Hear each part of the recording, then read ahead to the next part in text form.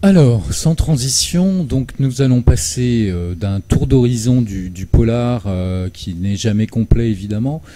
On va rentrer plus en profondeur. On va aborder un sujet qui me tient à cœur justement. Tout à l'heure, on parlait avec la réaction de la personne qui n'est plus là, mais qui va peut-être revenir. On parlait, lui disait, oui, il ne faut pas commencer avec ce polar. Là, on va parler du roman policier, du polar, ado, jeunesse. Après, on pourra jouer sur la terminologie, savoir exactement ce qu'on entend par là. Et moi, c'est un sujet qui me tient particulièrement à cœur. Et là, on a 3 grands spécialistes, chacun à leur façon. C'est un sujet qui me tient à cœur parce que justement, c'est là où on peut à la fois semer la petite graine qui va faire que le lecteur va se mettre à aimer les intrigues et le roman policier et en lire après, continuer à en lire toute sa vie. Et puis, il y a vraiment, on va les aborder, il y a des spécificités, comme on dit, dans le roman adolescent. On abordera certainement qu'est-ce qu'on peut aborder, quels sont les sujets, est-ce qu'on peut parler de tout, quel est le moyen de parler de tout, etc. etc. Donc nos 3 intervenants, je ne vais pas en fait vous les présenter, je vais les laisser se présenter, comme ça ils vous donneront un petit peu une couleur pour nos 2 auteurs de leurs titres principaux, leur parcours, qu'est-ce qui les a amenés à cette littérature dite jeunesse, sachant que c'est pas aussi simple, souvent il y a des allers-retours avec d'autres littératures. Et puis notre 3e intervenant qui en fait devrait prendre le micro à ma place et qui est libraire et qui est un grand spécialiste aussi de la littérature et des littératures jeunesse, mais pas que. Donc, aucun honneur à la personne, à Sylvie. Oui, si... Okay. On entend? Oui, on m'entend. Donc c'est moi qui commence. Bon, en oubliant les platanes, les trucs en fleurs, je vais essayer de retrouver ma voix. Donc Sylvie Desor, me présenter. Je suis venue à la littérature, à l'écriture plutôt assez tard, puisque j'ai publié un premier roman en 2003, qui était tout de suite un roman ado, mais pas un roman policier à ce moment-là. Et il se trouve que je suis venue au roman policier ado par hasard, en fait, enfin par hasard. Je voulais écrire un roman qui se passe à Berlin, parce que cette ville, j'aime cette ville, parce qu'il y avait plein de choses que j'avais envie d'écrire sur Berlin. Et j'avais peur de faire un livre, comment dire, didactique, trop documenté. Et je me suis dit, tiens, pour écrire quelque chose dans Berlin, et que le lecteur ne se lasse pas, bon, bah, par-dessus tout, je vais rajouter une intrigue policière qui me permettra de parler de la société, de l'historique, de la politique, donc plus dans le roman noir en fait, et pas tellement dans le roman policier ado plus classique. Et c'est comme ça que j'ai écrit ce premier texte noir, policier et noir. Et à ce moment-là, le Rouen créait justement une collection. Il n'y avait eu qu'un titre de publié par Guillaume Guéraud, la collection Do Ado Noir. Et ce livre a trouvé sa place dans cette collection. Et il a eu le premier prix aussi jeunesse de Cognac, ce qui a donné un bon coup de flash, on va dire, sur ce roman. Après, c'est difficile de se présenter en premier. Oui, c'est un exercice, désolé. Oh là là, c'est un exercice, j'avais pas prévu. Non, mais après, je peux passer la parole à votre voisin, voilà, et puis après, on réenchaînera. Voilà, par petits bouts, c'est parfait. Bonjour à toutes et à tous, donc Bertrand Puat. J'écris depuis 2001. En 2001, j'ai eu la grande chance de débuter en littérature avec le prix du festival de Cognac, donc qui décernait un prix, donc un premier roman, mais c'était en catégorie adulte. Alors c'est vrai qu'on pourra débattre après sur ces catégories adulte, jeunesse, bon, qui sont au fond très poreuses, hein, et de plus en plus. En 2012, j'ai commencé ma première série de polars pour les ados, spécifiquement donc à destination des ados, qui a de nouveau eu le prix Cognac, cette fois-ci, comme Sylvie, en catégorie jeunesse. Une série qui s'appelle Les Effacés, qui est une hexalogie. Et j'ai ensuite écrit une trilogie, Bleu, Blanc, Sang. Et là, je démarre une nouvelle trilogie qui s'appelle L'Archipel. Et ce qui m'a donné envie d'écrire pour les ados, c'est en fait de leur proposer ce qui n'était pas forcément, ce qu'on ne peut pas forcément trouver en librairie ou en bibliothèque, c'est-à-dire du thriller à connotation politique. Donc, politique, évidemment, pas dans le sens partisan, hein. C'est pas l'idée de faire du roman qui parle de partis politiques ou du jeu politique, mais un thriller, voilà, qui parle de la vie de la cité, qui parle de comment notre société, comment on peut vivre dans une société telle que la nôtre, et montrer aux adolescents les zones d'ombre de milieux qu'ils ne connaissent pas forcément, qu'ils ne s'intéressent pas forcément à ces milieux, et c'est les faire s'intéresser à ces milieux par des romans page-turner. Je suis désolé d'employer ce mot expression anglo-saxonne, mais je ne sais pas si on peut trouver une équivalence en français. Donc, c'est les embarquer dans une aventure, 350 pages, ils ont envie d'aller jusqu'au bout parce qu'il y a des rebondissements, parce qu'il y a des courses-poursuites, parce qu'il y a plein de choses, mais explorer aussi des milieux.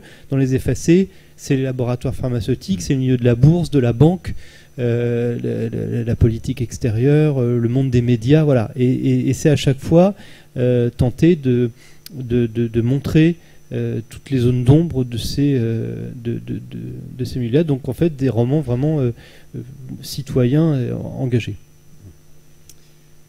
Alors, vous avez déjà un point commun tous les deux, c'est la volonté, à travers vos romans, effectivement, de montrer pas seulement une intrigue en fait policière et une intrigue type thriller, mais aussi, à travers ça, de décrire une société et les dessous de cette société, et c'est ce que je trouve intéressant aujourd'hui dans la littérature jeunesse.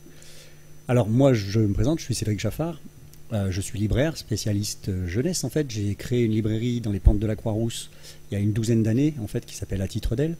Je ne l'ai pas créé tout seul, j'ai créé avec ma compagne. Et ça fait maintenant 6 ou 7 ans en fait, que je participe aussi en tant que libraire au salon Quai du Polar. Alors le fait de participer à ce salon-là m'a quelque part un peu orienté dans mon travail aussi de libraire et m'a donné un regard un peu plus pointu sur ce qu'on pouvait appeler justement le roman policier, le roman d'enquête, le roman d'espionnage, le thriller en fait pour les enfants et les adolescents. Et c'est vrai que depuis maintenant 6-7 ans, je suis très très intéressé en fait par ce genre-là, un genre que je trouve extrêmement riche dans la littérature et qui donne aujourd'hui des bons motifs de lecture en fait à quelques ados qui sont des fois un peu récalcitrants quelquefois en fait à venir dans nos librairies, voire dans vos bibliothèques pour pouvoir choisir des bouquins pour eux. Voilà. Alors on aurait pu, effectivement, tu as évoqué tout à l'heure, Jérôme, plusieurs pistes de réflexion. Et moi, je reviendrai tout de suite sur la question des sujets, puisque c'est là-dessus que vous êtes partis tous les deux. C'est-à-dire, la question, c'est est-ce qu'aujourd'hui, la littérature de jeunesse, et notamment à travers le roman noir, peut proposer au lecteur n'importe quel sujet à aborder ? Est-ce qu'il y a des choses qui sont tabous? Est-ce qu'il y a des choses qui sont interdites? Est-ce qu'on peut se permettre tout? Donc là, moi, j'aimerais bien vous poser la question à tous les deux, à savoir comment vous abordez cette question-là. Est-ce qu'au moment où vous commencez à rédiger, en fin de compte, en vous disant, d'abord, est-ce que vous avez choisi? C'est-à-dire, est-ce que vous savez que ce roman va être en direction des préados, des ados, et que vous avez une visée dans ce sens-là? Ou est-ce qu'au départ, vous écrivez sans forcément avoir ce rapport-là à l'écriture, en se disant, non, d'abord j'écris et ensuite on verra. Alors moi, j'ai jamais l'impression quand j'écris de me censurer de quelque façon que ce soit, parce que je vais faire paraître mon roman dans une collection à destination des adolescents. Ce qui, je pense, le point de départ en fait de l'écriture de romans ados, pour moi, c'est l'identification au personnage. C'est-à-dire que le lecteur ado, quand il a 12, 14, 16 ans, pour rentrer dans le roman, il a besoin de tout de suite s'identifier au personnage. Et il va le faire évidemment beaucoup plus naturellement si le personnage a son âge et s'il il a des préoccupations qui sont les siennes actuellement. C'est un peu différent d'un lecteur adulte, parce que le lecteur adulte, et c'est pour ça qu'on voit qu'aujourd'hui, Cédric pourra le confirmer, beaucoup de lecteurs adultes viennent lire et viennent se fournir en rayon jeunes adultes. C'est parce qu'ils ont beaucoup moins de mal évidemment à s'identifier à un adolescent, puisqu'ils ont été eux-mêmes adolescents. C'est beaucoup plus compliqué pour un adolescent de se projeter sur des préoccupations adultes, et un roman ado où il n'y aurait que des adultes, ce serait, je pense, assez compliqué pour l'adolescent pour vraiment rentrer dedans. Je plaisante souvent avec mes éditrices en disant: je vais te préparer un polar ado qui va se passer dans une maison de retraite. Et c'est une très bonne. Ça existe. Je crois que ça existe. Ça existe. Bon, je serais très intéressé de le lire, mais il y a forcément, je pense, un héros qui doit être le petit-fils de la maison de retraite. Enfin, j'aborderai tout ça. Voilà. Donc moi, voilà, c'est vraiment le point de départ, c'est ça, c'est-à-dire que le héros ou l'héroïne est en fait l'âge du lecteur. Ça me paraît absolu. Enfin voilà, c'est ce qui cimente le début de l'intrigue. Après, dans l'écriture, dans la façon par laquelle je vais aborder les thèmes, j'ai vraiment pas l'impression de me dire: ah bah non, ça je peux le dire, ça je peux pas le dire. Il y a effectivement, alors il y a une loi, je sais pas, qui régit les romans jeunesse, je crois que c'est la loi de 47 ou 49, oui, qui donc dit il faut pas parler de drogue, de voilà. Il y a alors juste pour revenir là-dessus, en fait, c'est une loi en fait qui est indiquée dans les romans, les publications pour la jeunesse. En fait, c'est la loi sur les publications pour la jeunesse. En fait, c'était quelque chose qui est paru à l'après-guerre, et l'objectif, c'était de protéger les enfants de tout ce qui était pas de bonne moralité. Voilà. Donc il y avait vraiment la question de la bonne moralité en fait qui était derrière. Alors cette loi, elle existe toujours, et en fait c'est l'éditeur qui fait le choix en fait de la poser sur son livre. C'est-à-dire que c'est pas obligatoire. C'est pas obligatoire, et c'est l'éditeur qui dit moi je soumets mon livre à la loi. En gros, l'idée c'est que si jamais il y avait des associations, alors je ne vais pas stigmatiser.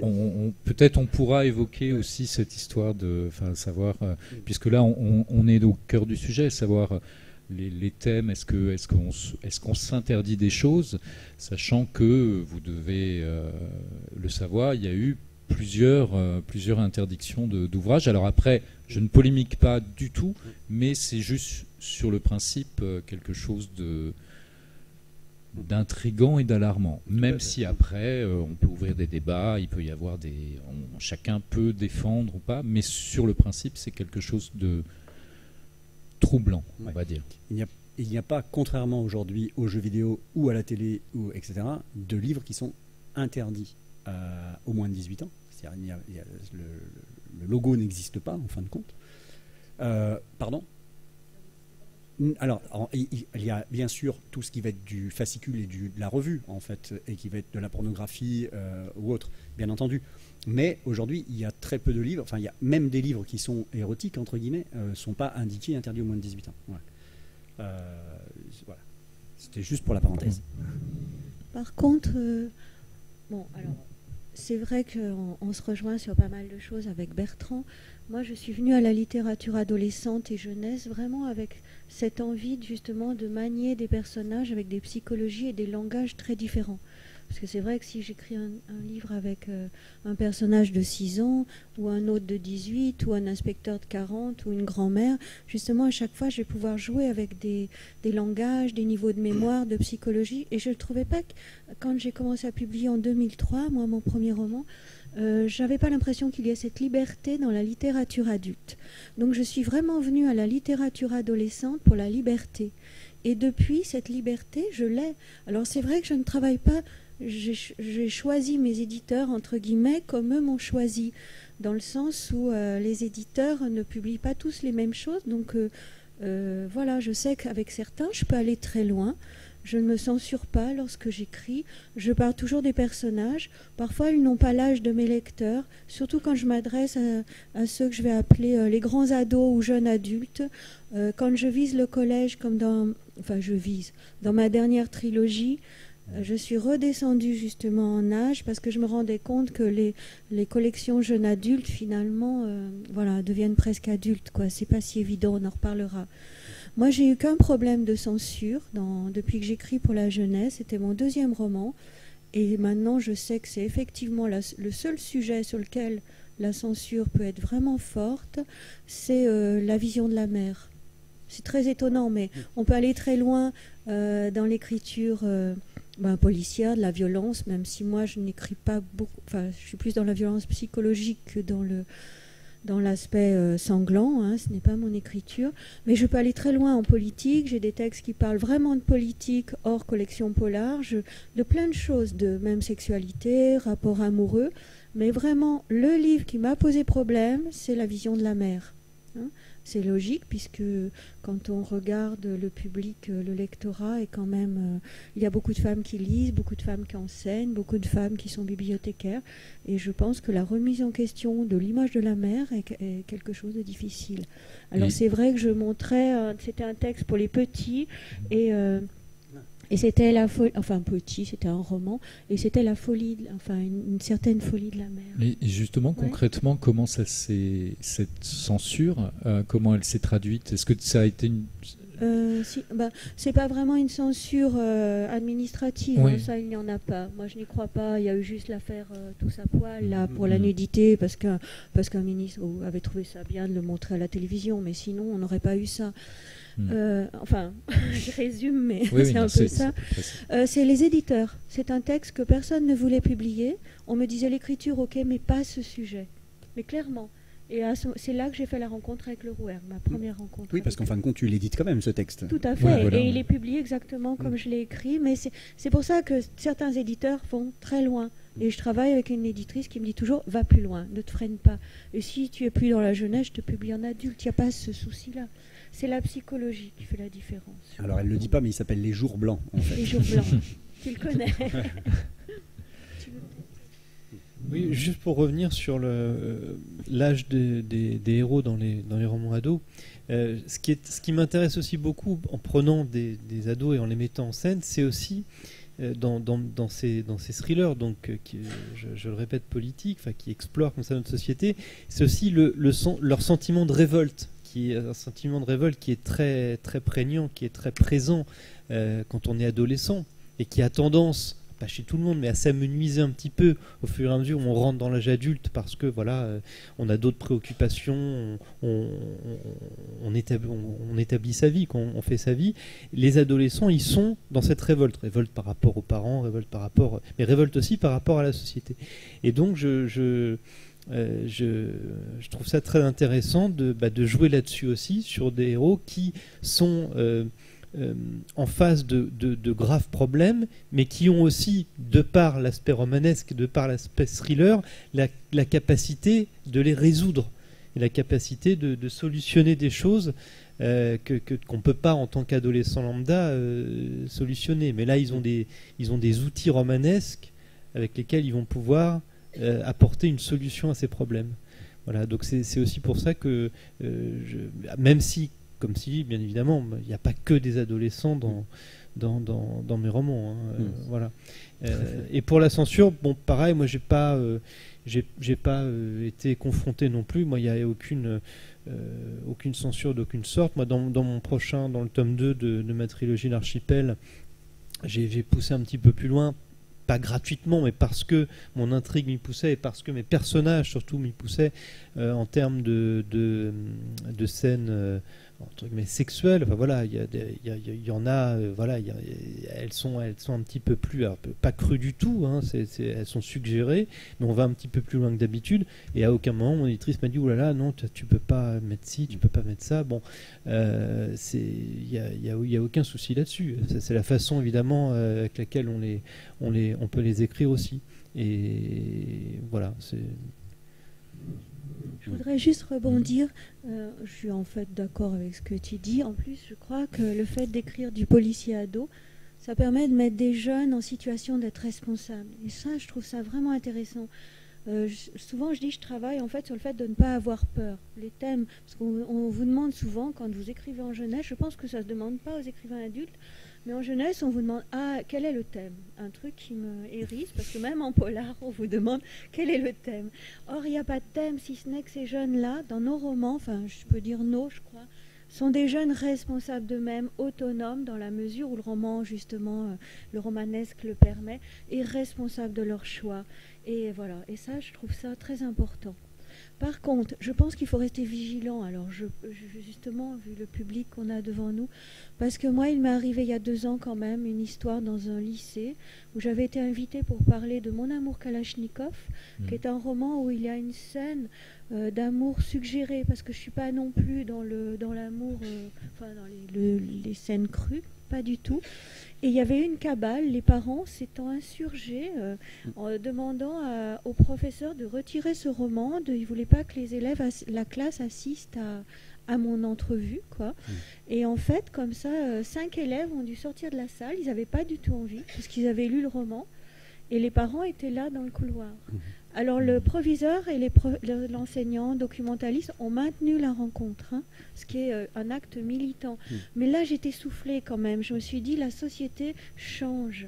Ce n'est pas l'administration ou l'État, c'est le bien pensé. Enfin, vous voyez, c'est la morale du public. Voilà, moi, ça m'est arrivé qu'une fois. J'ai trouvé ça un peu rude, surtout que les élèves qui avaient lu le roman ont trouvé le moyen de venir me voir après pour me dire qu'ils avaient aimé. Évidemment, on était dans le rebelle. Bon, moi, ça me va, je suis un peu rebelle aussi, donc j'en ai un peu rajouté. Mais bon. Ah, ça, c'est intéressant ce que tu dis, effectivement. Non, oui, j'allais dire c'est fort intéressant. Et justement, est-ce que, alors, vous voyez, on avait dit on va pas parler de censure, mais finalement on l'aborde. Est-ce que aussi bien l'un que l'autre, puis j'aimerais aussi ton avis, est-ce que justement ces choses qui se transforment, qui changent, cette petite tension, on va dire sociale, qui fait que voilà, certains parents d'élèves peuvent juger que votre livre, Sylvie, c'est pas bon, ou est-ce que ça change? Vous avez évoqué l'un et l'autre vos rapports avec vos éditeurs. Est-ce que ça change un peu le regard de l'éditeur sur des textes aujourd'hui, ou comme Sylvie vous l'avez évoqué, pas du tout, au contraire, on vous dit allez, va plus loin. Est-ce que vous avez senti oui, aussi bien l'un que l'autre? Non, mais, enfin, moi, quand je propose un synopsis à l'éditeur, puisque j'ai cette chance maintenant, après avoir fait paraître un certain nombre de romans, de travailler avec un éditeur sur synopsis. Donc je lui livre une idée et il me dit OK. Donc j'écris le livre. J'écris le livre après. Mais il n'y a vraiment aucune censure. Enfin, c'est-à-dire, je lui rends un texte et on corrige les quelques fautes d'orthographe qui restent, les virgules. Bon, voilà. Mais à aucun moment, il va me dire non, tu coupes ci, tu coupes ça. Bon, ça va trop loin dans la dénonciation de telle chose. Bon, non. Il y a quand même aujourd'hui, à part des cas de censure, ou de réactions isolées, la littérature ado aujourd'hui, c'est quand même un grand espace de liberté. Et notamment dans l'exploration des thèmes et dans le fait de pouvoir mêler des thèmes. Et je crois que cet espace de liberté est lié au fait que c'est une littérature jeune. Jeune en termes d'ancienneté. Moi, quand j'avais 14-15 ans, il n'y avait pas de rayon dans les librairies ou dans les bibliothèques, il n'y avait pas de rayon littérature jeune adulte. Il y avait un rayon jeunesse où on avait la bibliothèque verte, la bibliothèque rose, on avait donc Oui et les talons noirs, et voilà. Et après, on sautait tout de suite à la littérature, et moi j'allais voir Agatha Christie, Sherlock Holmes, j'allais Dumas, enfin bon, voilà. Et il n'y avait pas cet intermédiaire. Et le fait que ce soit justement une jeune littérature permet... les chemins ne sont pas encore balisés comme ils peuvent être aujourd'hui déjà balisés pour le polar adulte, qui est un genre beaucoup plus établi. Voilà. Pour le meilleur, et des fois pour, je vais pas dire le pire, mais des fois, du coup, on va écrire un polar adulte, et du coup, l'éditeur va dire, oui, donc on va te placer là. Donc on va te faire une couverture comme ça. On va te mettre dans telle sous-collection de polar. Et j'ai l'impression, et c'est pour ça que moi je prends vraiment un plaisir immense à écrire pour des jeunes adultes et à être publié chez des éditeurs jeunes adultes, et après aller dans des librairies spécialisées jeunesse, c'est justement le fait de me sentir beaucoup plus libre et pas dans un carcan qu'on peut avoir dans d'autres genres. Ça, je trouve, comme tu le dis si bien, en fait, cette littérature jeunesse, elle est vraiment jeune. Elle grandit encore. Les genres se sont affinés. Les collections sont apparues. Des collections ont disparu. Sur la question du polar, par exemple, certains éditeurs ont fait des choix très rapides, en fait, de faire des collections polar. On pense bien sûr aux éditions Syros et aux éditions Rajo, qui ont toutes les deux, en fait, lancé dans les années 90, en fait, des collections. L'un qui s'appelait les Cascades Noires, qui est devenu Or Noir, l'autre les Souris Noires et les Rats Noirs, en fait, donc qui étaient des véritables collections polar. Et comme tu dis, les cases sont moins différenciées. Et apparaît depuis encore moins longtemps cette question de la littérature jeune adulte, en fin de compte, ce qu'on appelle les young adultes aussi, maintenant dans certaines, il y a des collections young adultes, entre guillemets, et qui sont des collections intermédiaires. Moi, ce que je trouve intéressant, c'est que on accompagne ce lecteur enfant qui a commencé en fait avec des petits romans.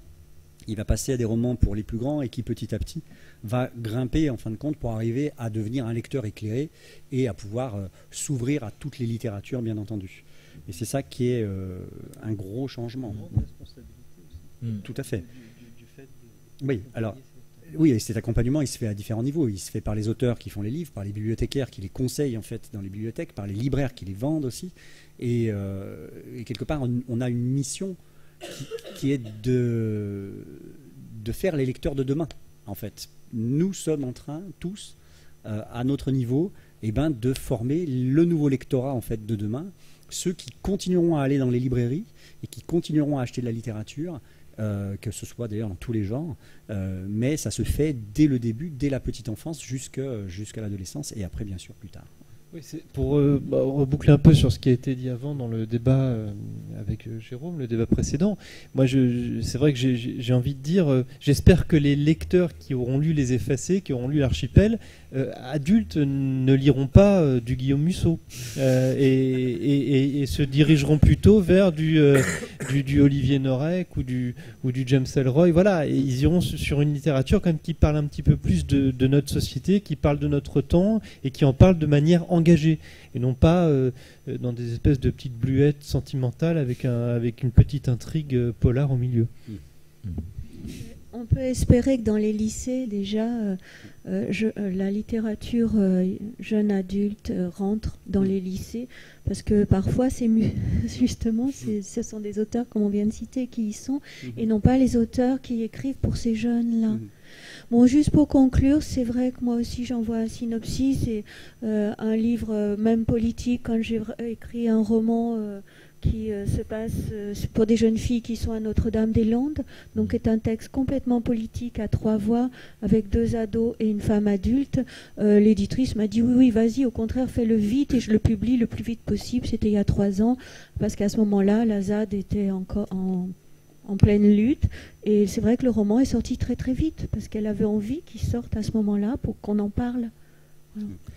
Alors, moi je reviendrai sur les éditeurs, parce que vous parliez tout à l'heure, effectivement, la censure, à quel niveau elle est. Moi je crois qu'elle existe effectivement, cette censure, mais au niveau des éditeurs, et quelquefois au niveau des auteurs aussi, c'est-à-dire qui s'auto-censurent en fait de ne pas écrire certaines choses. Les éditeurs, on s'aperçoit quand même que dans le panel aujourd'hui des éditeurs jeunesse, et adultes qui font de la jeunesse, il y a des choses qu'on sait pertinemment qui vont pouvoir être écrits chez certaines maisons d'édition et qui ne le seront pas dans d'autres en fait. Donc il y a quand même des choix éditoriaux qui sont faits par les maisons d'édition et qui veulent aller dans un sens ou pas. Et effectivement, tu parlais du Rouergue qui t'édite. Toi, tu es plutôt édité chez Hachette, là chez Casterman pour ton dernier roman. On est effectivement chez des éditeurs qui ont envie effectivement de montrer des sujets, de ne pas se de pas se fermer. Et puis il existe quand même d'autres éditeurs qui sont plus frileux. Un petit peu plus frileux, voilà, où on aura voilà. Et quand je vous dis qu'il n'y a pas de censure, c'est effectivement ces textes qui sont refusés aux auteurs en fin de compte qui génèrent la censure. C'est-à-dire on le prend pas pour cette raison-là, quoi. Non, mais juste pour c'est intéressant ce que tu dis, parce que par exemple moi j'ai démarré en fin d'année dernière une série en bibliothèque verte qui s'appelle Les Aventuriers de l'étrange, qui là est à partir de 8 ans, donc c'est plus jeune en âge. Et moi je tiens dans cette série qui est une série voilà, des romans très courts, 100 000 signes, avec un peu des histoires à la Scooby-Doo, c'est-à-dire de faux monstres, de faux fantômes. À chaque fois il y a une explication rationnelle, il y a un méchant, voilà, qui est là. Donc mais j'essaye à chaque fois quand même de parler d'un sujet qui me tient à cœur. Mais même là, sans en parler à l'éditeur, parce que je sais que on va me dire oulala, attention quand même, c'est la bibliothèque verte, il faut faire gaffe, on n'est pas là pour parler de ci, on n'est pas là pour parler de ça, donc je ne le dis pas. D'ailleurs, je vérifie que mon éditrice n'est pas dans la salle. Sur le tome 5 que j'ai terminé il y a quelques jours, on parle, qui se passe à Paris, on parle des grands magasins et on parle d'une marque qui s'appelle Hippolyte, qui phagocyte un petit peu toutes les autres. Voilà, Hippolyte, on sait que c'est la reine des Amazones. Voilà. Et donc il y a toute une intrigue autour comme ça de magasins, de grands magasins qui vont faire fermer tous les petits, vendre par correspondance, etc. Donc évidemment c'est jamais annoncé, c'est jamais dit, ce sera pas sur la 4e de couverture. Je pense que le jeune lecteur il reconnaîtra pas forcément ça tout de suite, mais peut-être que ça pourra imprimer quelque chose dans son esprit qui pourra derrière le faire réfléchir sur les grandes marques, les librairies indépendantes. Je ne sais pas, peut-être qu'il passera complètement à côté et il aura pris du plaisir, j'espère, sur 160 pages à lire une intrigue qui l'aura fait vibrer, il aura eu peur, il aura mené l'enquête avec les héros, mais derrière, j'essaye toujours d'avoir un sous-texte qui vraiment parle de notre société. Donc même en bibliothèque verte, mais là c'est vrai que je ne vais pas l'annoncer précisément dans mon synopsis. Mais bon, ça m'amuse vraiment aussi beaucoup de le faire comme ça. Oui. Je crois que vous êtes nombreux à le faire de cette manière-là. Moi, je suis peut-être plus frontale. De caractère plus frontal. Non, je blague parce que dans le Sarbacane, donc, qui vient de créer une collection Pépix Noir pour éditer, en fait, le point de départ, c'est une trilogie. Donc, j'avais proposé la Bible, en fait, des personnages et autres. Et de Thibaut Bérard avait envie de l'éditer, il n'avait pas de collection, donc il a créé cette collection. C'est vrai que c'est pour moi un roman d'aventure policier plus classique, dans le sens où il y a 3 personnages, un garçon, une fille de 12 ans et un corbeau qui mènent l'aventure, mais je touche à des thèmes, ça me fait rire parce qu'il y a une marque qui s'appelle Benzine, tu vois. Il y a du trafic d'hommes aussi, d'affaires. Et bon, je touche à plein de choses tout en gardant un rythme très rapide d'aventure, de polar, plus traditionnel en jeunesse. On peut tout faire. Par contre, pour avoir fait des conférences, des tables rondes avec d'autres auteurs de romans policiers, c'est vrai que certains éditeurs, pas ceux avec qui nous travaillons, c'est pour ça que je disais qu'au début, j'avais également choisi mes éditeurs comme eux nous choisissent. Enfin, j'ai eu des fois des échos d'auteurs qui disaient ah oui, mais moi je pourrais pas faire une fin comme tu as fait là, quoi, quand même, pour la jeunesse ou les ados. Voilà. Alors, moi, je reviendrai sur les personnages. Vous parliez tout à l'heure, effectivement, de ces personnages dans lesquels on peut s'identifier facilement. Donc, c'est vrai qu'une des caractéristiques aujourd'hui, si on devait caractériser la littérature de jeunesse, peut-être qu'on pourrait dire que dans 95% des romans qui sont proposés aujourd'hui aux préados et aux adolescents, on a des personnages qui correspondent à peu près à l'âge, en fait, des lecteurs. Mais il y a des exceptions dans tout ça. Et c'est assez surprenant parce que c'est des exceptions qui fonctionnent extrêmement bien aussi. Vous connaissez tous la grande série chez Rajo de Christian Grenier avec l'ordinateur qui met en scène une inspectrice qui s'appelle Logiciel. Et Logiciel, c'est pas une ado en fait, c'est une jeune adulte effectivement. Alors elle n'est pas très vieille, mais depuis maintenant, parce que le premier, l'ordinateur a dû sortir il y a une vingtaine d'années quand même maintenant. Et on avait effectivement de manière un peu exceptionnelle, un personnage qui était un personnage adulte qui menait des enquêtes. Alors bien entendu toujours en lien avec le milieu de l'enfance, par différents biais en fin de compte, mais où l'identification n'était pas aussi facile que ça, et pourtant ça a été un succès très important en fait en librairie, qui est même aujourd'hui recommandé par l'Éducation nationale. Ça c'est le saint graal en fait des auteurs, d'être recommandé par l'Éducation nationale. Voilà. Moi, j'aurais pas dit l'âge, c'est plus l'identification par le jeu, je crois. Tu vois, plus le fait d'avoir un discours très direct ou c'est pas tellement l'âge, parce qu'il y a quand même pas mal de romans, même dans la collection verte quand j'avais moi très très jeune. Alice, elle était adulte, qui menait l'enquête.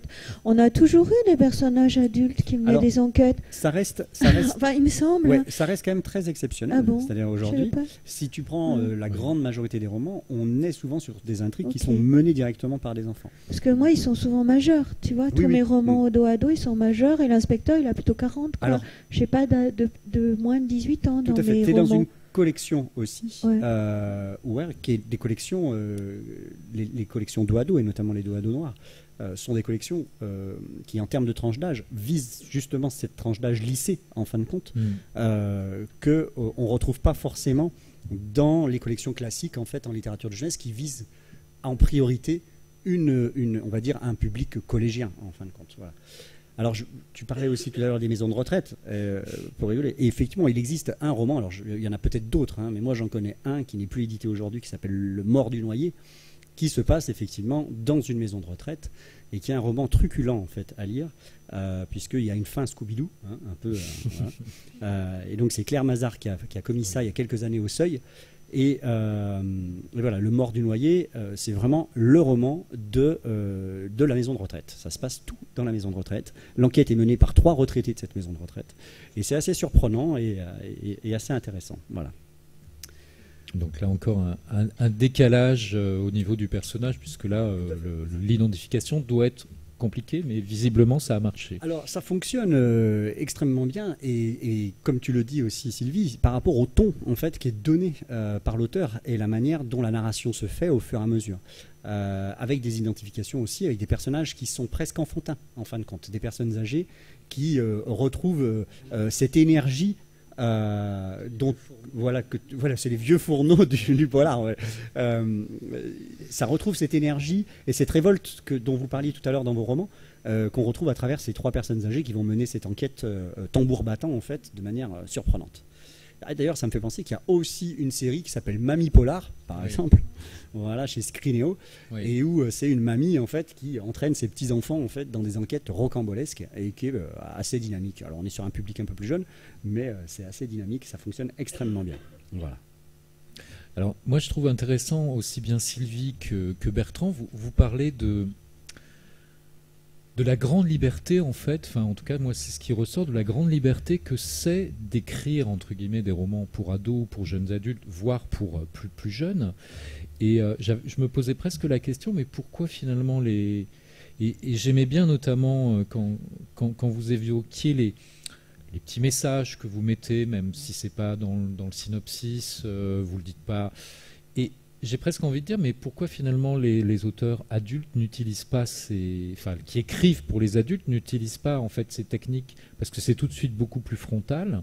Alors je parle pas de certains romans policiers où justement il y a des petites allusions, mais la plupart du temps c'est beaucoup plus frontal, et toutes ces petites allusions ou autres sont pas présentes. Mais moi ce que je trouve passionnant à vous entendre, c'est cette espèce de liberté dans la liberté d'écrire. Est-ce que vous pensez que c'est spécifique justement au roman dit jeunesse, ou ça peut être Bertrand, puisque vous avez commencé d'abord avec un prix pour un roman dit adulte après. Oui, alors après mon premier roman adulte, je préfère pas le relire aujourd'hui parce que j'en suis pas très satisfait. Voilà, c'était vraiment un premier roman, et bon. Mais en fait, c'est un vrai défi à chaque fois de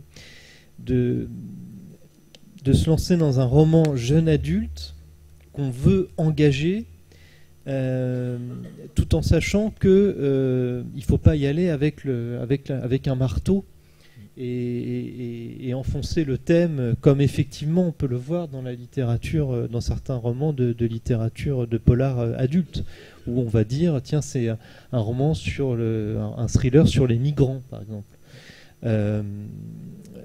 Ça va paraître un petit peu peut-être aride comme ça, si on le donne à un jeune adulte. Quoique, après, voilà, il peut y avoir plusieurs publics. Mais moi, l'idée, c'est toujours moi, je tiens vraiment à mes 2 niveaux de lecture. C'est-à-dire, il y a un niveau, vraiment le thriller entraînant où on va partir à l'aventure, et quelque chose de sous-jacent, je ne vais pas dire de subliminal, mais que le lecteur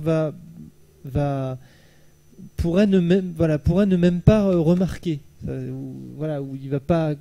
Alors, on va discuter avec ce lecteur, justement. Il y a des lecteurs qui vont dire: ah, mais c'est génial, on a passé un super moment, j'ai tremblé avec les héros, etc. Puis il y en a un autre qui aura fait une autre lecture en disant: mais vous avez abordé tel thème, c'est hyper intéressant. Et moi, je le vois parce que je fais des rencontres effectivement scolaires, beaucoup de rencontres en collège et en lycée comme Sylvie, mais je laisse aussi à chaque fois à la fin de mes romans une adresse mail. Et donc j'ai beaucoup de retours de lecteurs par ce biais-là.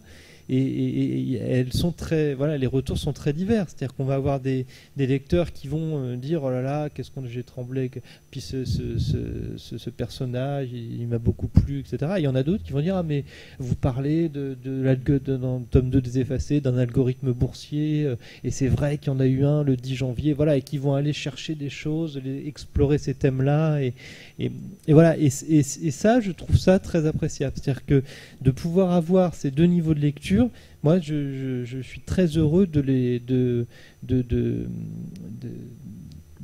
d'arriver, quand j'y arrive, j'espère y arriver, à avoir ça.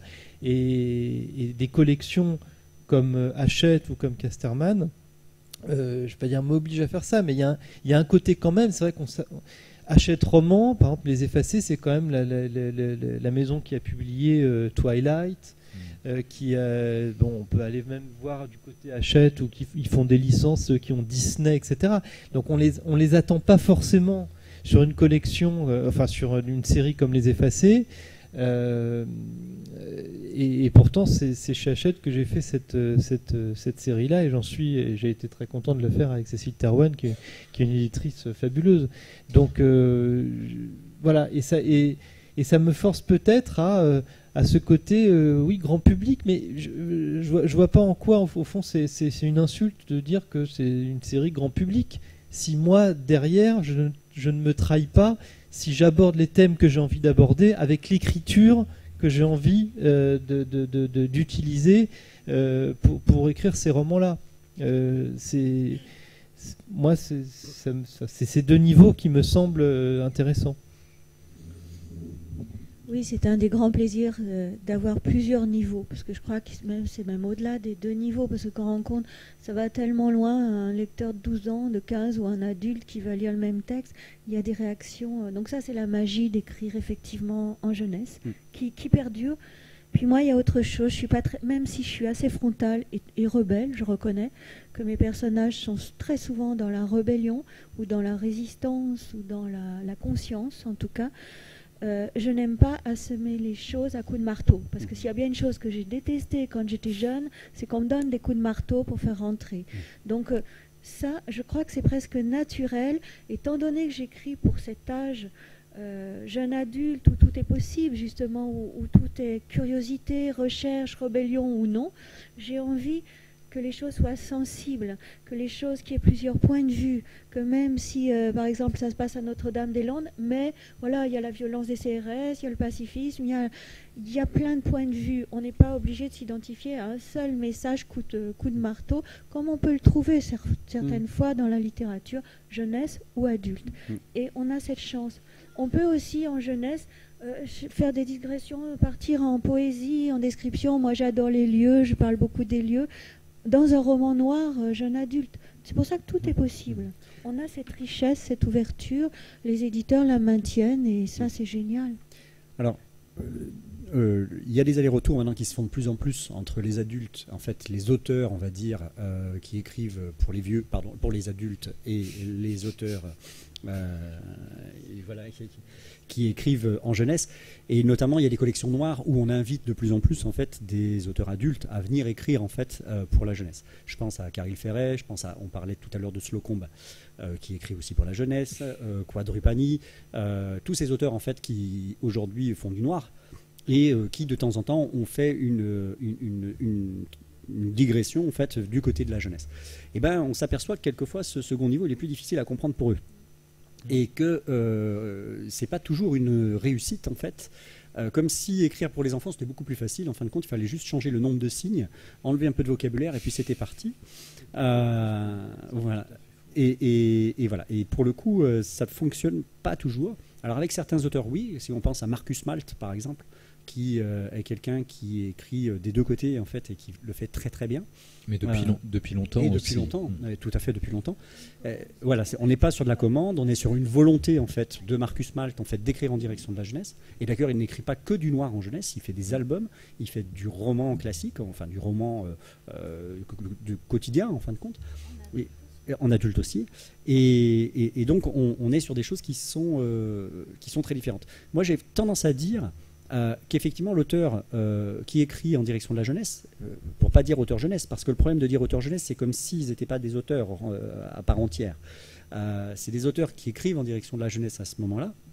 Vous parliez de Marteau, moi je dirais qu'il y a eu une finesse dans la plume, dans la manière en fait de faire les choses qui est complètement différente de l'adulte qui ne va pas se limiter dans la façon dont il va l'écrire.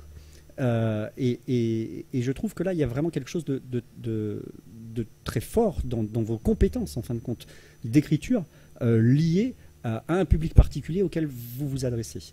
Et ça, c'est ce que je trouve intéressant dans l'auteur, en fait, qui écrit en direction de la jeunesse. Oui, mais c'est l'auteur adulte qui va partir du principe, en gros, de dire qu'il peut plus, peut le moins. C'est-à-dire, je peux plus, c'est l'adulte, et je peux faire moins en faisant de la jeunesse, c'est-à-dire en rabotant, en faisant moins sanglant, moins sexuel. Enfin bon, c'est complètement... Enfin, c'est pas du tout la bonne définition de la littérature jeunesse ou jeune adulte. Et l'exemple le plus, je pense le plus parlant, si on veut aller sur ce côté-là, c'est le fait de dire que un roman jeune adulte va pouvoir être lu par un adulte. Moi, Les Effacés, j'ai reçu des mails de parents, même de grands-parents, sur les salons du livre. Ma trilogie Bleu Blanc Sang, toute la famille l'a lu et toute la famille a pu l'apprécier, peut-être pour différentes choses, enfin différents aspects de la trilogie, mais en tout cas, elle a été appréciée. Est-ce que un ado pourrait apprécier un thriller vraiment catalogué adulte comme pourrait le faire un adulte? Je pense que ce serait un petit peu plus compliqué pour tout ce qu'on a pu dire auparavant. Alors, je reviendrai effectivement sur les sujets. Notamment, je me souviens d'un roman qui a été chez Milan, en fait, qui a été édité il y a quelques années, qui s'appelait Les Carcérales, d'une dame qui s'appelait Magali Wiener, qui a été réédité ensuite sous un autre nom dont je me souviens plus pour le coup. D'ailleurs, j'ai maudit un peu Milan en fait d'avoir changé le nom, qui était un peu plus porteur, etc. Et en fait, c'est un roman dont le cœur du roman, en fait, c'est une histoire de viol. Et Magali Wiener a réussi, en fait, dans ce roman, à nous mettre du côté du violeur. Quand je dis du côté du violeur, c'est pas d'excuser en fait ce que faisait le violeur, mais de nous mettre dans son esprit, dans son état d'esprit, dans la manière dont il avait fait les choses. Et c'est un roman qui est assez extraordinaire parce qu'il va parler d'un sujet quand même ultra sensible à des âges où cette question de la sexualité, de l'identité sexuelle, mais aussi du rapport à l'autre, puisque c'est toute la question du roman, c'est quel rapport je peux entretenir avec l'autre et à quel moment peut-être que mon rapport il déborde et je suis plus tout à fait dans un rapport d'égalité avec la personne que je veux aimer et que j'aime pas tout à fait comme elle le voudrait, et tout ce roman est là-dedans. Et là on sentait vraiment une finesse très importante dans la manière d'écrire. Ça allait tellement loin qu'en fait généralement à la fin du roman on reprenait le premier chapitre pour essayer de voir ce que nous on n'avait pas compris non plus. parce qu'il y avait une scène qui était une scène, je vais dire, explicite, décrite. Quand je dis explicite, c'est pas une scène voyeuriste, mais on savait que tous les deux avaient fait le pas en fait de partager ce moment d'intimité en fait très important, et il fallait le relire en fait pour essayer de comprendre ce qui s'était passé réellement. Et c'était vraiment très intéressant parce qu'on se faisait en fait nous-mêmes avoir par ce rapport qui avait été plus ou moins consenti, et ça sera moins que plus en fait, au tout début du roman, et où nous en fin de compte on n'avait pas forcément senti les choses au moment de la lecture. Et ce qui était très intéressant dans la manière dont moi je me positionne aussi dans ce roman-là. Et là, pour le coup, c'est un roman qui a eu, je ne sais pas s'il a eu beaucoup de succès, mais qui a été réédité 2 fois et qui aujourd'hui manque un petit peu, je trouve, dans les rayons de ma librairie, parce que j'aimerais le conseiller plus souvent en fait que ce que j'ai pu le faire en fait au moment où je l'avais. Voilà. Il y a aussi une question, je trouve, enfin, tu parles des thèmes, il y a aussi sur l'écriture. L'écriture, quand on écrit, moi je fais la démarche inverse, puisque l'année prochaine je vais faire paraître un roman dans la collection Fleuve, donc au Fleuve Noir, enfin on dit plus Fleuve Noir, mais bon voilà, donc ce sera un roman adulte. Et la première chose que m'a dit mon éditrice, c'est de dire, bon alors tu vas nous rendre 500 000 ou 600 000 signes. En gros, un roman adulte, c'est aussi un gros roman. Et je lui ai dit, écoute, mon roman fera le nombre de signes qu'il fera en fonction du synopsis que je t'ai rendu. S'il fait 400 000, bon. Moi, ce qui me gêne aussi beaucoup, pas chez tous les auteurs, mais dans la littérature adulte aujourd'hui, c'est souvent les digressions, enfin des pages entières je trouve, qui sont au fond inutiles. Enfin, on a l'impression qu'elles sont là vraiment juste pour faire grossir la pagination du livre, parce que c'est bien d'avoir un gros pavé, et quand on en met 22 € dans un livre, il faut avoir un gros pavé de 500-600 pages. Ça passe mieux que d'avoir 300 pages. Et je pense que Sylvie, c'est pas toi qui va me contredire, parce que tes romans ne sont pas des gros pavés, mais ils sont extrêmement efficaces, et je pense que c'est nécessaire aussi. Moi, combien de fois j'ai entendu, quand je fais des rencontres scolaires, mais même sur donc mes romans qui font 200-300 pages en jeunesse, ah non mais il est trop gros monsieur, on va attendre qu'il sorte en livre de poche. Donc voilà, c'est cette espèce aussi d'aspect de dire, aujourd'hui le jeune lecteur, il y en a qui ça va pas gêner, mais ils ont pas envie de se lancer dans un gros roman. Mais je trouve que moi, travailler justement aussi sur ça, c'est travailler sur l'économie et de savoir comment je vais dire les choses, et m'interdire au fond tout ce que je vais pouvoir écrire et qui va s'avérer inutile à la relecture, et que quand je faisais de la littérature adulte, j'avais tendance à laisser, pour je ne sais quelle raison, de dire oh bah si, bah, l'adulte il va pouvoir supporter les pensées de ce personnage sur 10 pages, etc. En jeunesse, j'ai tendance à circonscrire, à réduire ça, et je trouve que mes romans gagnent en efficacité. Au niveau de l'écriture, c'est vrai que mes romans sont toujours beaucoup plus longs quand je les écris qu'après, lorsque j'envoie à l'éditeur, je supprime beaucoup. Parce que pour moi, j'aime les romans courts, hein, même en roman noir, en roman adulte. Un roman fleuve où il y a du feuilletonnant, de l'eau de rose qui se mêle au milieu pour soutenir mon attention, m'endort, je le sais. Et il y a de très bons romans courts dans la tradition du roman noir et du roman policier. Donc moi, je commence par le long et j'enlève pour garder l'essentiel. Par contre, je garde des descriptions, des moments poétiques, des choses comme ça, qui pour moi sont autant importants que les autres. Mais voilà, c'est pas forcément lié à la jeunesse. Je crois que quand je travaille, je me pose pas tellement la question de l'âge, c'est ma manière d'écrire. Et j'aime des choses... oui, j'aime aller à l'essentiel, mais à l'essentiel du mot, à l'essentiel de l'émotion, du sens.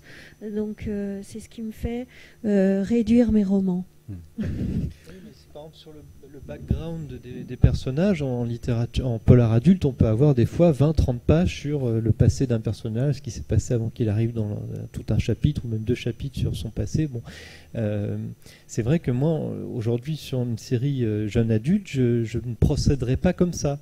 Je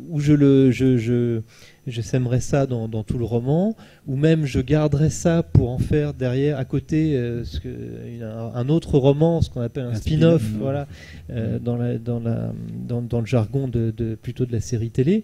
Mais voilà, je prends quand même ce genre de détails, mais pas forcément des détails en compte. Ouais. Alors c'est surprenant parce que, excuse-moi. Non, mais vas-y. C'est surprenant. Parce qu'effectivement, il existe en littérature jeunesse aujourd'hui des très courts romans. D'ailleurs, en France, on a un problème avec la nouvelle. On voudrait que les romans soient très gros, ou alors il faut mettre plusieurs nouvelles dans le même roman, parce que sinon c'est difficilement vendable. Pour le coup, il existe en jeunesse, notamment des collections. Alors pareil, on revient sur les éditions du Rouergue, mais aussi chez Thierry Magnier, qui sont en capacité d'éditer des courts textes, en fait. Alors que certains éditeurs se refusent en fait à éditer des courts textes et veulent un peu plus de pages. Il faut qu'ils en aient pour leur argent, on peut imaginer ça. Mais il existe aussi en jeunesse un autre mouvement qui est celui, parce que si on fait le cumul de ton heptalogie Les Effacés, et si je devais l'éditer en un seul tome, je pense qu'on serait à 1500 pages. Voilà. Et donc, il y a, comme tu dis, une économie dans la manière d'écrire, mais il y a aussi des aventures qui sont souvent de très longs formats, en fin de compte. Et c'est vrai qu'aujourd'hui, je dirais presque que la trilogie en littérature de jeunesse est la norme, entre guillemets. Même si on est en train de revenir là-dessus actuellement. Mais voilà, la trilogie a longtemps été la norme de la littérature jeunesse. Et il fallait pondre 3 volumes, en fait, pour une histoire. Et d'ailleurs, il y a eu des choses très très bien qui ont été faites. C'est pas pour dévaloriser l'idée de la trilogie, mais il y a quand même, ça a été un modèle aussi à un moment donné. Ouais. Mais pour moi, en tant qu'écrivain, parce que ça n'a rien à voir. Enfin, entre la série et le one-shot, ça n'a rien à voir. Je sais très bien, lorsque je commence à écrire avec mes personnages et ce que j'ai en tête, là, je sais que je vais faire un roman. Alors, qu'il soit court ou long, parce que parfois, ça peut dévier quand j'écris. Mais pour moi, une série, c'est autre chose. Ce plaisir dingue de retrouver des personnages, de les faire évoluer, se croiser, c'est tout à fait autre chose. Je séparerais. Je suis pas convaincue que la trilogie était une règle en jeunesse. Je parlais pas forcément des séries, parce qu'effectivement, il existe des séries, mais il existe aujourd'hui beaucoup de trilogies qui ne sont pas des séries, en fin de compte, qui sont des volumes complets. Oui. Une histoire... C'est bien ça, mais enfin, pour moi, ma trilogie, on peut lire indépendamment tout en étant une trilogie. Ouais. C'est quand même une série.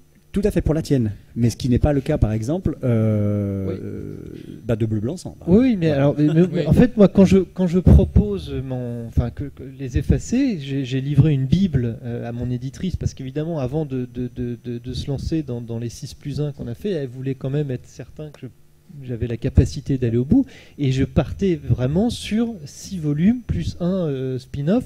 C'est marqué noir sur blanc, c'est ce que je lui ai donné au départ. Donc c'est comme ça que je concevais mon travail, c'est comme ça que je concevais mon œuvre.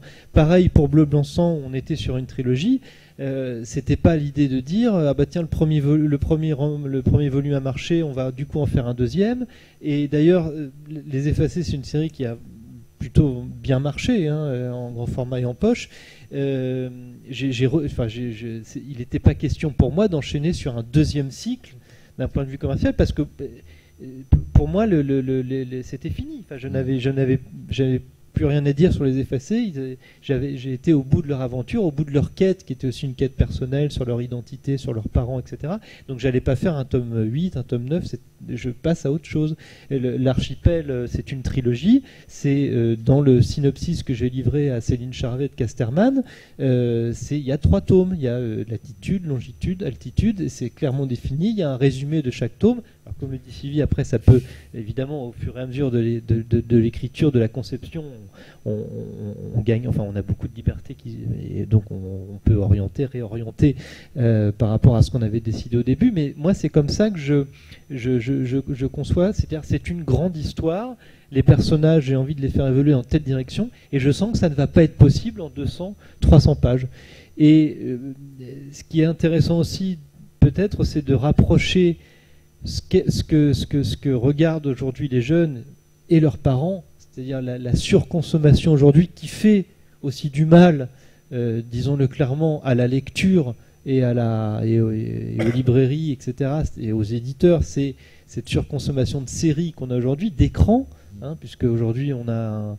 Moi j'ai discuté avec beaucoup d'éditeurs, et notamment, et aussi beaucoup avec d'éditeurs, même j'avais rencontré Christophe Bataille de Grasset, qui m'a clairement dit, aujourd'hui on recherche des auteurs capables de nous faire en fait, du feuilletonnant. C'est-à-dire on revient aussi à l'idée de Dumas, à l'idée comme ça de Balzac, enfin ces grands auteurs du 19e, parce qu'on est sur une consommation feuilleton très importante que ce soit chez les jeunes adultes ou les adultes. Aujourd'hui, on a un temps de loisir qui est de plus en plus important, mais on se rend compte que il est de plus en plus trusté par notamment une série. On a 50 minutes tous les soirs, on rentre du boulot, on est fatigué. Et moi, le premier, c'est vrai qu'il y a des fois des soirs où, après avoir fait une journée d'écriture, je ne vais pas forcément ouvrir un roman, je vais plutôt aller regarder 1 ou 2 épisodes d'une série. Puis en plus, c'est quelque chose qu'on peut partager aussi avec ses proches. Bon, voilà, donc donc il y a aussi cette idée, voilà, de redonner, enfin de donner le goût de la lecture, enfin de dire aux jeunes adultes, vous pouvez vous regarder des séries, vous enfilez 10, 12, 20 épisodes d'une série comme ça sur la semaine, mais prenez un livre et puis faites la même chose avec des chapitres et vous verrez que vous aurez le même plaisir à faire ça.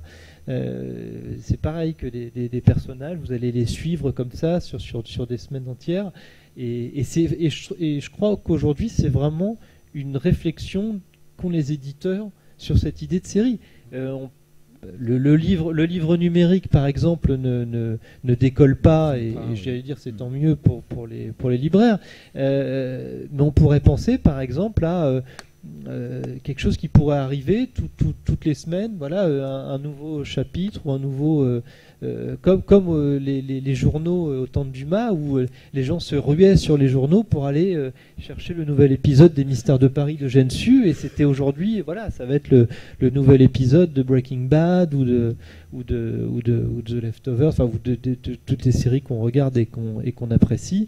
Je pense qu'il y a vraiment aussi une réflexion par rapport à ça aujourd'hui.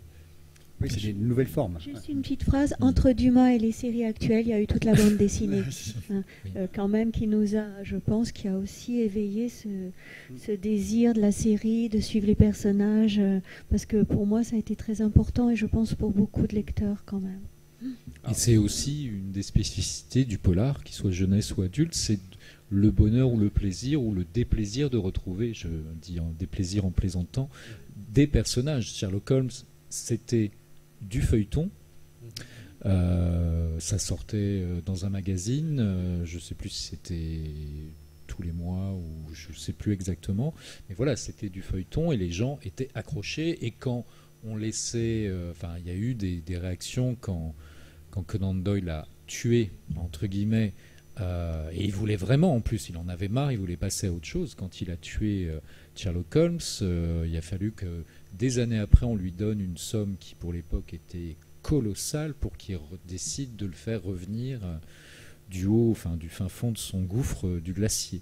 Oui, mais là ce sont des épisodes, je veux dire, c'est des nouvelles bouclées. C'est-à-dire que dans le cas de Dumas ou Sus, on est vraiment sur une histoire qui s'étend sur 3-4 000 pages.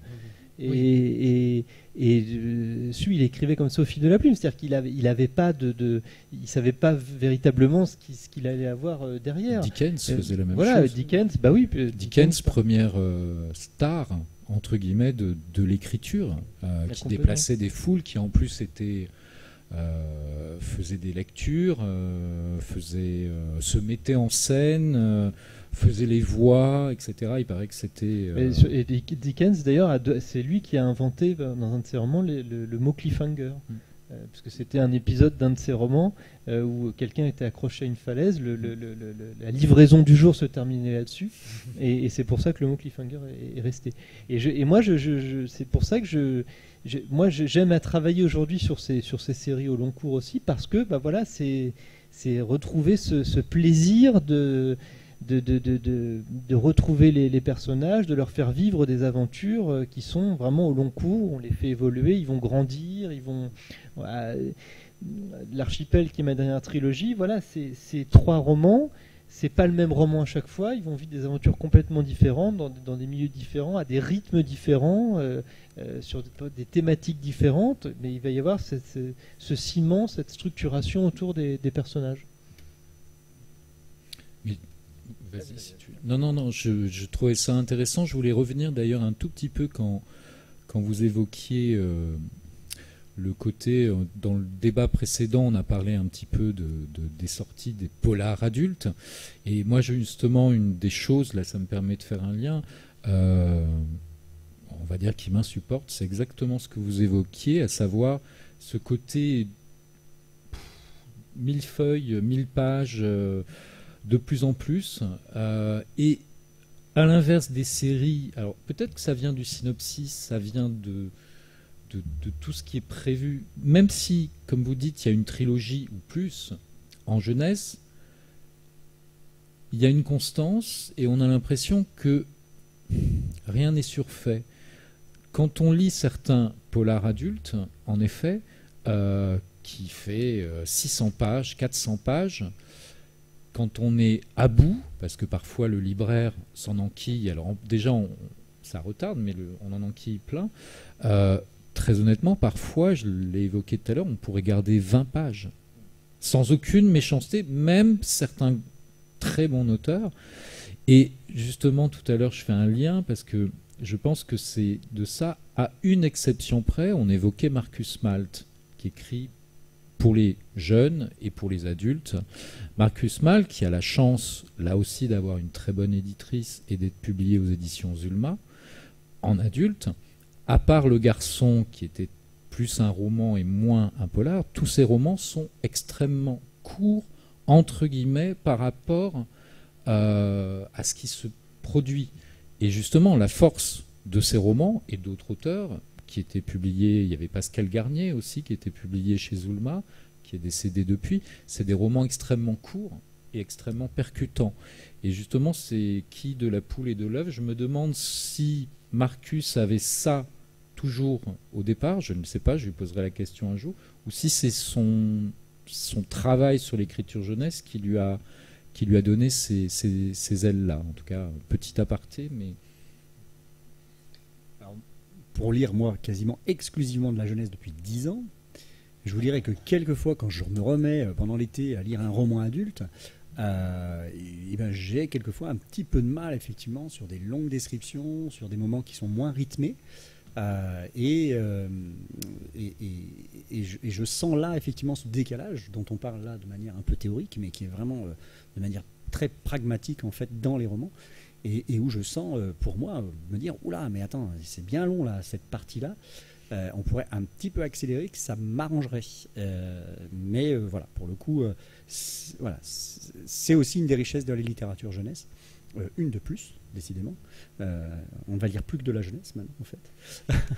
Mais c'est une de plus dans ce profil-là. Alors c'est vraiment intéressant ce que tu dis sur la question du rapport en fait à l'écriture et peut-être de cette perte de lecteur aujourd'hui à cause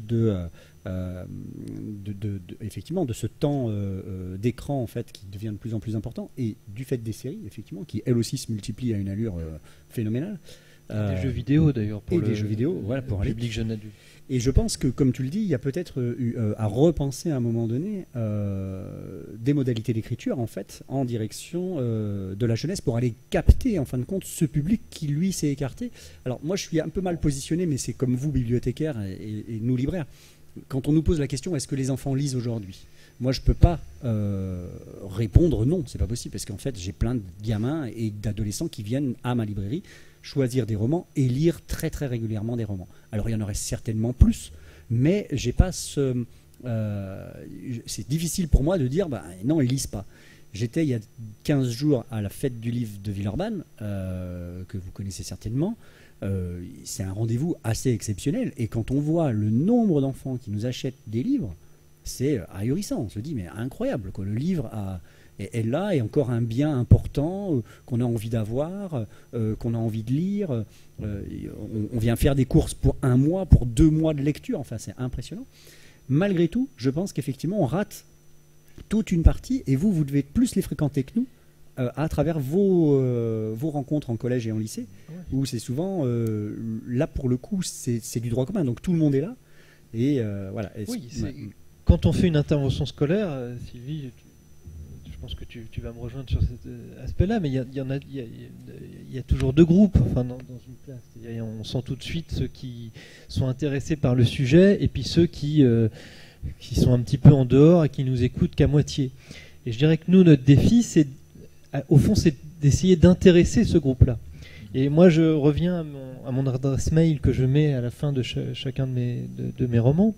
Et les mails qui me procurent le plus d'émotions quand je les reçois, ce sont évidemment les mails des lecteurs qui n'aimaient pas lire et qui me disent, et j'en ai reçu quelques-uns, qui me disent, mais je vous ai rencontré, du coup j'ai été au bout de votre roman, et du coup j'ai été en prendre un autre. C'était pas un roman à vous, mais j'en ai lu un autre, et puis j'en ai lu un autre, et puis maintenant je lis.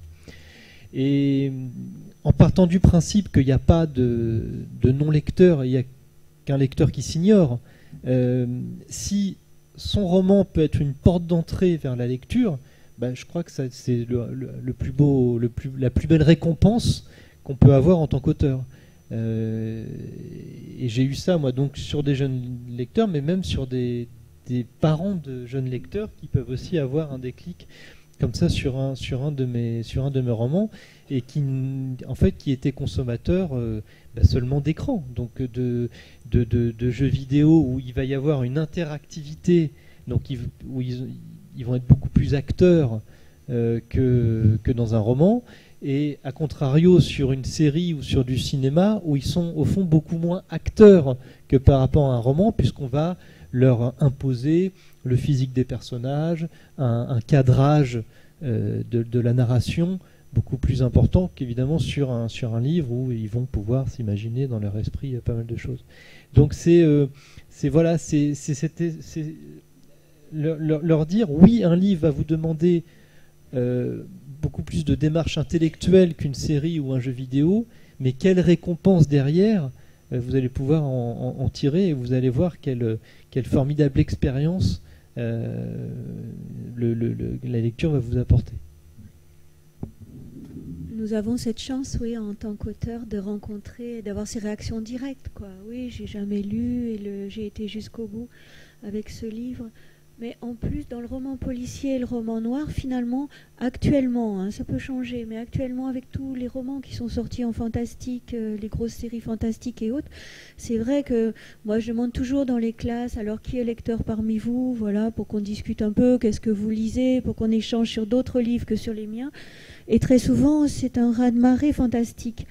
Et à la fin des rencontres au lycée, on dit mais bon, j'ai lu votre livre, un policier ou un noir, et j'ai bien aimé, ça m'a plu, ça m'a touché.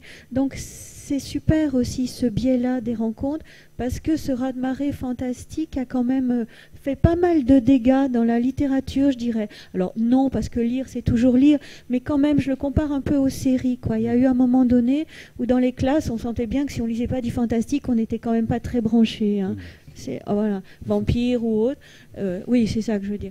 Mais voilà, donc le policier, c'est cette chance aussi, finalement, où les jeunes se disent directement, quoi, si, ça m'a plu et je crois que je vais en lire d'autres parce que ça me plaît comme genre.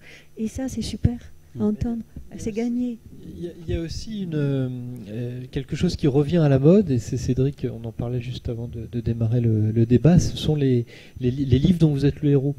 Moi quand j'étais ado, j'avais la collection complète de Folio, Folio Junior, qui était Loup solitaire, Défi fantastique. Bon, et ça revient un peu à la mode, notamment Albin Michel qui a traduit une série qui marche extrêmement bien, qui s'appelle 30 minutes pour survivre, où en fait il y a 20 aventures différentes dans un roman de 160 pages comme ça, et donc il y a des échecs, des réussites, etc. Et Albin Michel, en fait c'était traduit d'un auteur australien, et Albin Michel lance là des livres 30 minutes pour survivre avec des auteurs français. Donc je fais partie, j'en serai en juin, et j'ai pris beaucoup de plaisir là aussi à faire ces romans-là, qui sont des romans-jeux Alors c'est évidemment là on n'est pas forcément dans la qualité littéraire, mais dans la thématique, on peut se faire plaisir. Moi je parle d'un zoo qui travaille sur des manipulations génétiques. Enfin donc je parle de science, je parle d'écologie, etc.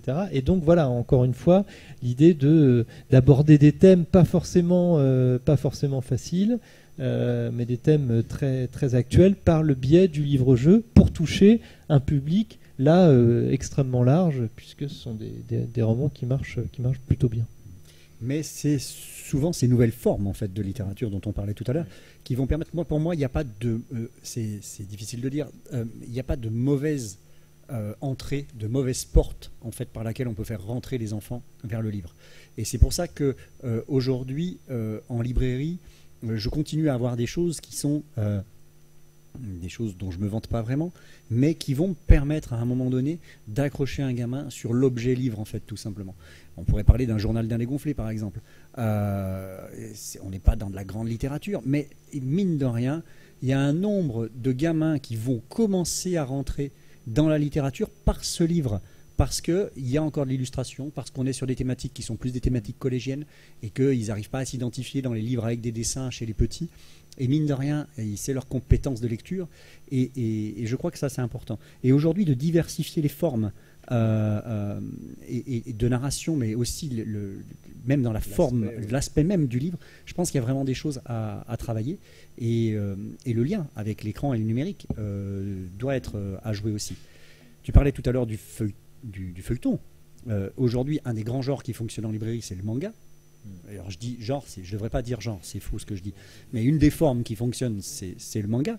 Le manga, il est édité au Japon, sous forme de feuilleton, dans des revues. Ça fonctionne comme ça. C'est-à-dire, il y a la plus grande revue qui s'appelle Jump. Dans Jump, vous avez les 10 mangas à la mode en fait, qui sont là. Et il y a même des mangas qui vont s'arrêter. C'est-à-dire que si Jump, ils ont des retours sur une série qui ne fonctionne pas, on dit au mangaka qui a commencé, on lui dit, bah non, toi c'est fini, t'arrêtes, on en met une autre à la place. Et alors en France, on n'a pas cette forme d'édition du manga, puisque nous, on les a déjà en recueil, mais ce qui donne d'ailleurs le rythme du manga, qui est assez surprenant, parce que si vous lisez un peu de manga, chaque chapitre est un feuilleton, et donc a son propre rythme. Et donc le chapitre d'après reprend les derniers éléments du chapitre d'avant. Donc ce qui fait que nous, quand on les lit d'un trait, on a l'impression qu'on nous répète sans cesse les mêmes choses, que systématiquement ça s'arrête pour recommencer. Voilà. Et on est dans cette forme-là. Et c'est vrai qu'aujourd'hui, malgré tout, je pense que ces nouvelles formes pourraient être intéressantes et intéresser une jeunesse qui va vers la facilité, mais comme nous on le fait aussi aujourd'hui, c'est-à-dire on ne peut pas les accuser de le faire sans nous, c'est-à-dire que nous aussi on le fait, d'aller vers cette facilité qui est de ce que l'écran nous permet, et le jeu vidéo aussi. Voilà. Le choix de Sarbacane, c'était ça dans les aventures de Neil Cézena, la trilogie qui est sortie l'année dernière.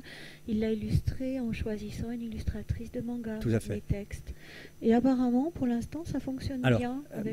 Moi, pour rebondir sur cette collection-là, qui est une collection assez surprenante, Sarbacane, qui était connu pour ses albums et pour sa collection Exprime, qui est une collection quand même pour les grands ados, a sorti il y a quelques années, maintenant ça fait même presque 6 ou 7 ans que les premiers volumes sont sortis dans une collection qui s'appelle Pépix. Et cette collection Pépix, ils ont fait un choix très fort qui est d'illustrer leurs textes. Donc c'est des textes qui ne sont pas forcément à partir de 8 ans. Je dirais que moi je le conseille à partir de 8 ans, mais jusqu'au collège, début du collège sans aucun souci. Et on est sur de l'illustration et une police de caractère un petit peu plus grosse que dans un roman classique et un petit peu plus espacée que dans un roman classique. C'est des choix, en fait, qui sont des vrais choix de forme, mais qui, mine de rien, permettent à des gamins d'aller rentrer dans ces bouquins, qui sont souvent en plus des créations françaises, puisqu'il n'y a aucune traduction chez Pépix. On n'est que sur de la... Ouais, voilà, on peut voir à quoi ça ressemble. Ça, c'est Pépix Noir. Ouais. C'est Pépix Noir, donc. Et c'est vraiment présenté comme un manga. Tout à fait, ouais. Et à l'intérieur, donc, le choix d'illustration reprend... Voilà. Le découpage manga, c'est une jeune illustratrice. Et ça, c'est vraiment des nouvelles façons de penser en fait le rapport au livre qui, mine de rien, vont nous permettre, nous, d'amener petit à petit des lecteurs qui n'étaient pas dans le livre à aller plus loin. Voilà.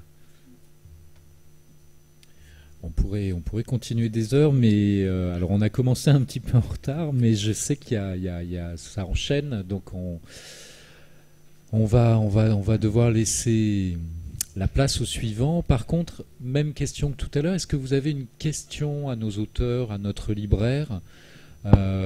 Peut-être, on pourrait aborder encore des tonnes de sujets, mais y a-t-il une question dans la salle?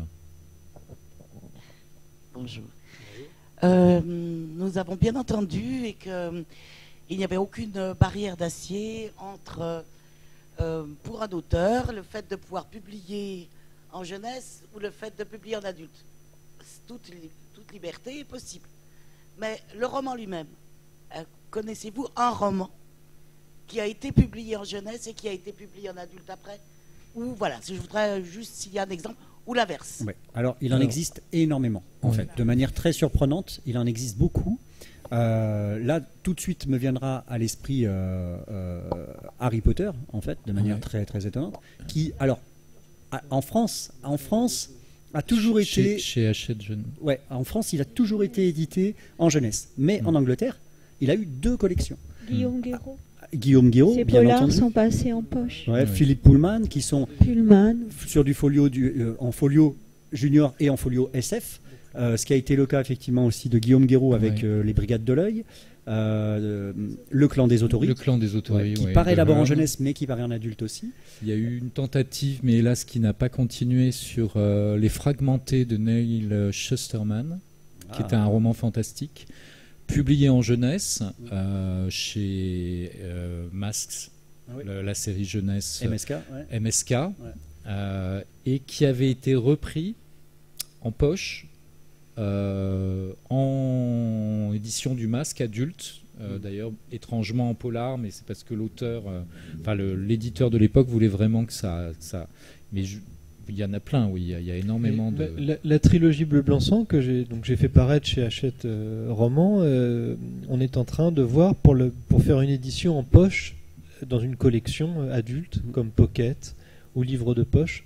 Et même au départ, on avait, tout à l'heure j'avais dit que j'avais rencontré Christophe Bataille de Grasset, c'était dans la recherche avec mon éditrice de faire une publication croisée, parce qu'on pense que la trilogie peut plaire autant qu'à des adultes qu'à des ados, de faire cette espèce d'expérience qui n'a pas été au bout, de le publier en grand format et chez Hachette Roman pour qu'il aille dans un rayon ado et dans une collection adulte pour qu'il aille en rayon adulte polar, quoi, thriller.